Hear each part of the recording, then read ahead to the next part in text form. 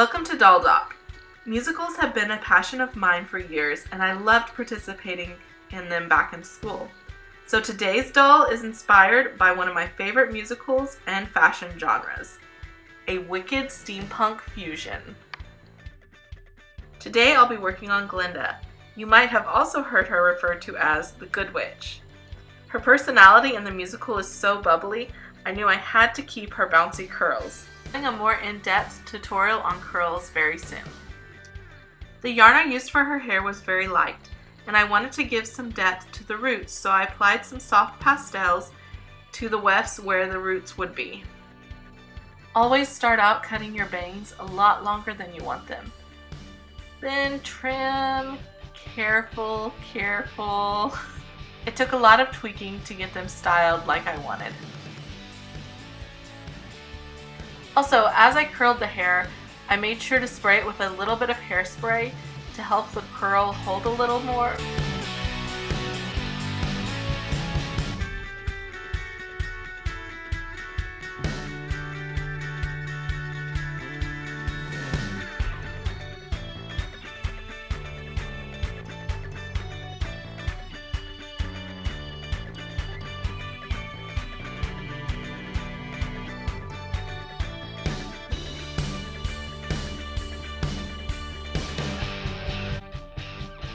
To help my dolls defy gravity, I wanted to make them 2 jetpacks. I added some gauges. For Glinda's pack, I'll add a star for her wand and a little flying monkey symbol for Elphaba. I wanted these jetpacks to stay lightweight, so I used items that I found around the house and some epoxy sculpt. I began measuring and folding how I wanted my jetpack canisters to be sidewise. I've also made these little graphics that will be up in the top corner to help show where on the jetpack each piece I'm working on will be. I used different colors of paper for this. You don't have to, but I chose to in order to make following along easier if anyone wants to remake this jetpack. You might be thinking, you're using paper, won't that just crumble? Well, I chose a thicker stock, and also I'll be applying layers of paint, Mod Podge, and epoxy to this jetpack throughout in order to strengthen it. It isn't stomp proof, but it's durable enough and lightweight for the doll. I love using things I already have to create artwork. You don't always have to go out to the hobby store and buy new supplies each time you want to make something. Just look around and see what you've got. To help shape the canisters, I just used a pencil and rolled the paper around it. And then I secured each canister with a piece of tape. Originally, I had tried to sculpt these jetpacks out of sculpty clay and epoxy, but it just proved that it was really heavy. The new jetpacks ended up being taller than the originals and about a quarter of the weight. With scraps from earlier, I cut out thin strips to go around the top of my canisters.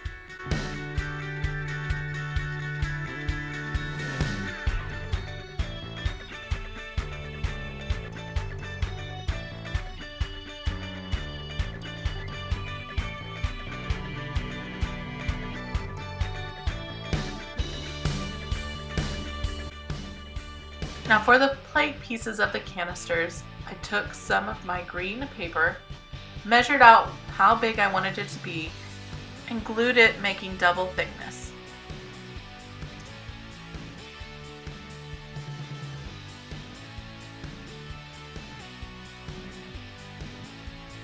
For the gauges, I took some more paper and cut them out into thin strips, folded those in half and glued them together, allowing them to dry. While my pieces were drying, I used a straw and cut out tiny rings to make tubes for the jetpack. Also, I made some metal, I don't know what I would call them actually. It's kind of wherever the flames or propellant will come out of the bottom of the jetpack. I used an awl to very carefully punch holes into each little cylinder, giving it a little detail.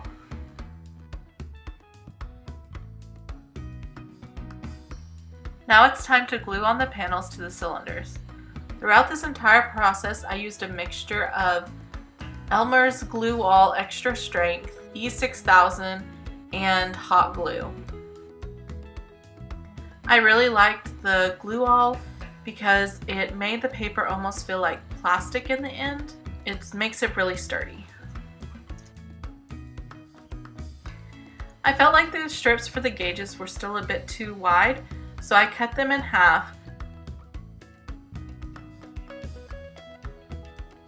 At first I had been using Glue All to secure the canisters together, but since there was tape on the outside of the canisters, it wasn't working as well because when it starts out it's not very sticky. So I switched over to E6000 and that worked great. Just make sure that you give your glue enough time to set up and cure. In the comments below, let me know if you've ever made paper beads before. I remember making these as a kid and it gave me the idea of how to shape my gauges. Just take a piece of straw, toothpick, just whatever is going to give you the size that you want, and wrap them around, gluing the outside.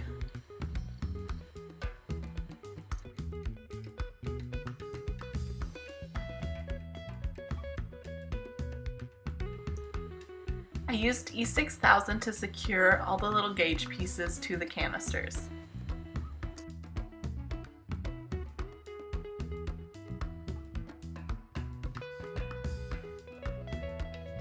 Also take your straw cylinders you punched holes in and glue them together in groups of 3. I used hot glue to give the canisters almost a welded look and to fill in any of the gaps around the gauges. I wanted my middle canister to be rounded on each end, so I hot glued in some beads that were the perfect size. I ended up removing the beads on the outer canister's ends because I wanted their tops and bottoms to be more flat. To give some more detail to the jetpack, add on some beads here and there. I also remembered I had this old board. I've been keeping it for some sort of little project and figured this would work out great. I used some small wire cutters to remove the pieces from the board. Be careful, they're extremely sharp. And then just attach them where you want.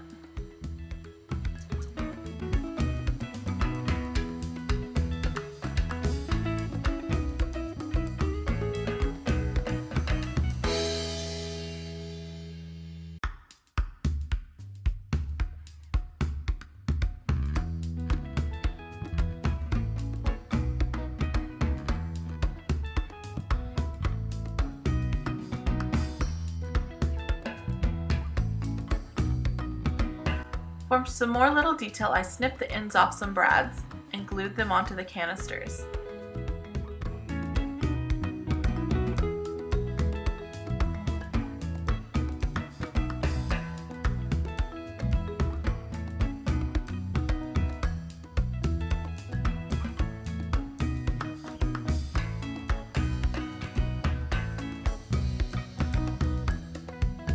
To make this look more like metal, I wanted to add in some tiny rivets.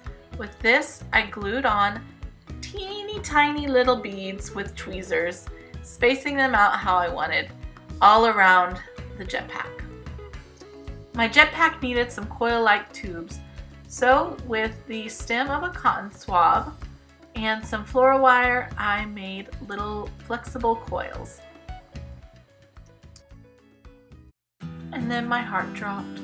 I won't rant over all the ways I tried to save it, and some might say it was user error, but I have a suspicion that technology has a personal vendetta against me. So I went from mad to sad repeatedly for a little bit, but then I decided to stop, take a deep breath, and I will explain these lost steps the best I can. I used epoxy sculpt to cover the gray areas on the pack. And I also covered the little rounded areas on the middle canister. Here you can see it acted almost as a metal plate. With a thin sewing pin, I scraped along the seams where each metal plate met. Then I thinned out bronze acrylic paint and painted several layers onto the entire jetpack. After that was dry, I used a black acrylic wash to deepened some of the detailing. Back to the land of video. Using dry brushing, I brushed on some copper and gold onto a few of the detailed pieces to make them pop a little more.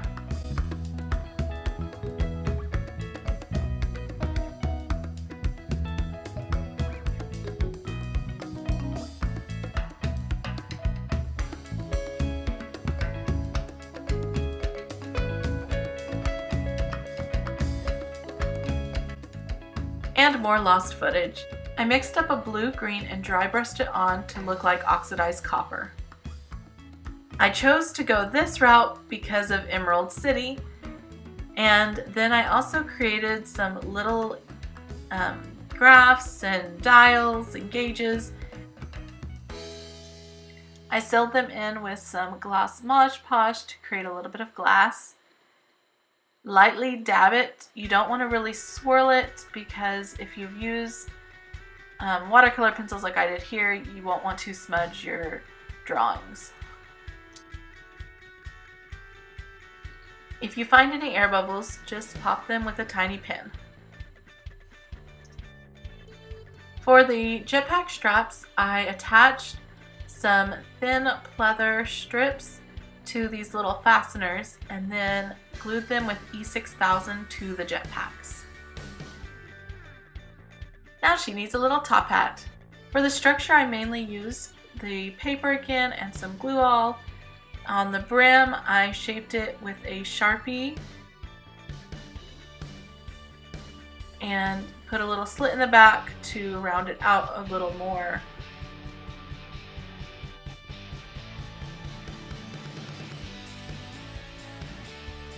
I used glue all and pleather to cover each piece. I found that the pleather is really nice because it's thin and kind of stretchy, so you can form your shapes and apply it over them.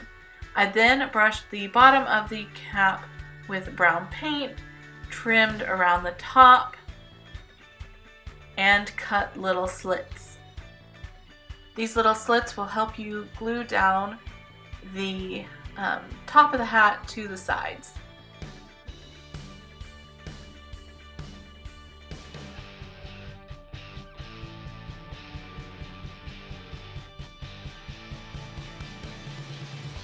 Now I glue on some pleather to the sides as well, trimming it and cutting more little slits, then gluing the extra inside. This video was getting a bit long already, so I decided to show how to make her shoes in part 2 of my Wicked Steampunk Sisters videos. I buffed the body and decided that instead of trying to sand all the scales on this doll down, I would fill them in using thin layers of epoxy sculpt. Then, once the epoxy sculpt was cured, I could sand it even further, making sure that her arms didn't bulk up too much so her clothing would still fit.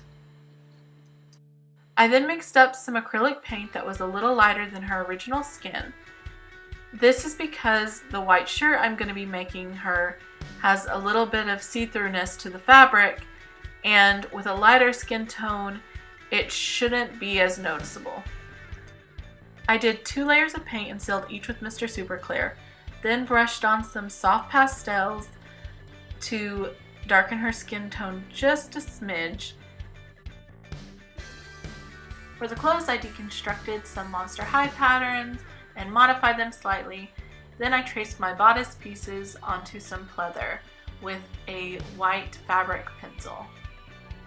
I didn't notice until afterwards that the angle on this filming was really bad, so next video I promise it will be better. First I sewed the leather bodice piece, putting right sides together and stitching.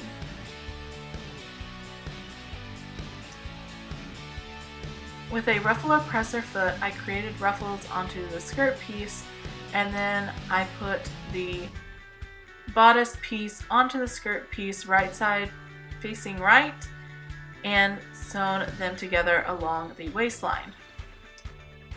Sew the back of the skirt closed, leaving enough space for the doll's hips. I added metal snaps to close everything up, and then I also hemmed the top of the bodice and painted some lace trimming bronze and hand stitched it to the dress. For the underskirt, I stitched the waist with some elastic string. I deconstructed this top to make a pattern for the shirt, just modifying it some, giving her longer sleeves. Instead of the pattern being 2 pieces, I made it so it would be 1. How to sew this shirt will actually be in next week's video, since my angles really were horrible this time around. I want y'all to be able to fully see how I sew it together, especially since this pattern is one big piece instead of multiple pieces being sewn.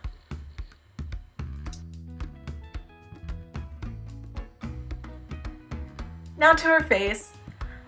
I went with pink makeup for this to give her that cutesy bubbly kind of look. And first I start off by blushing and contouring the face with soft pastels. You will need to spray a layer of Mr. Super Clear between each layer. I tend to do this when the pastels stop building up. This gives the doll tooth again, helping the pigment stick to the vinyl. Just be sure to allow the Mr. Super Clear to fully dry between each layers also for the best results.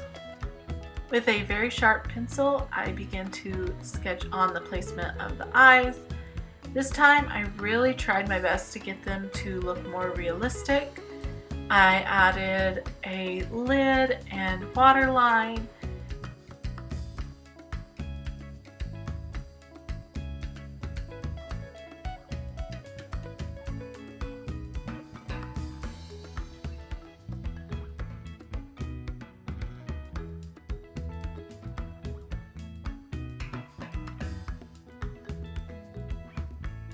With soft pastels, I added on some eyebrows and shaped them with a bit of a kneaded eraser.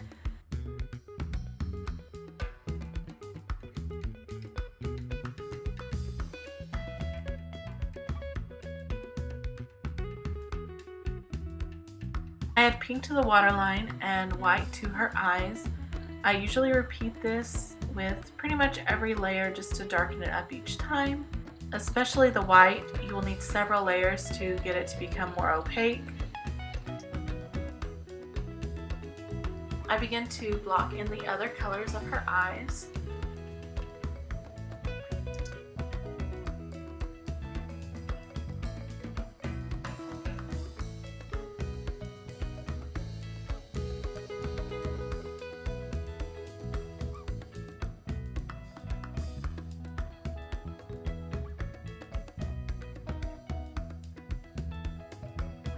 For her eyeshadow, I started down by using these 3 colors of pink and sketched in the gradients before applying soft pastels over them to blend out.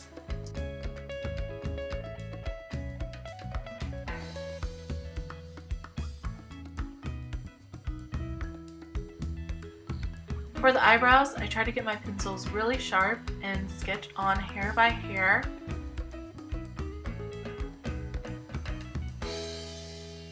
Then I add some color to the lips with soft pastels.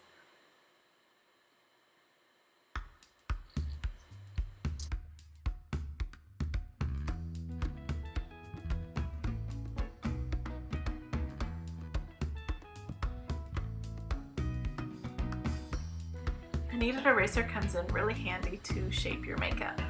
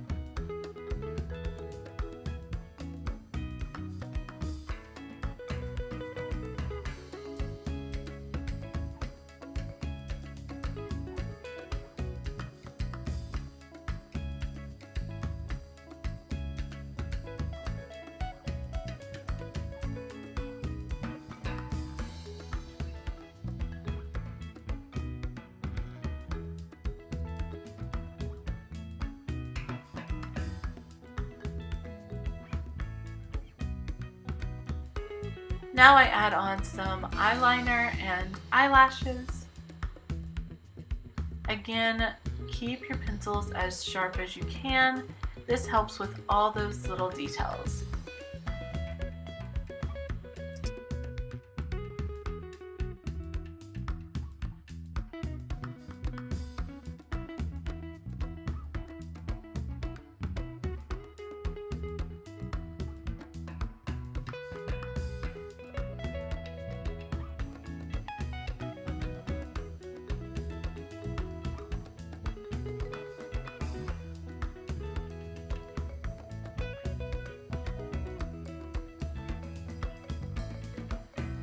With black acrylic paint, I darken up the pupils, and then I use some white to add little reflection shines to her eyes.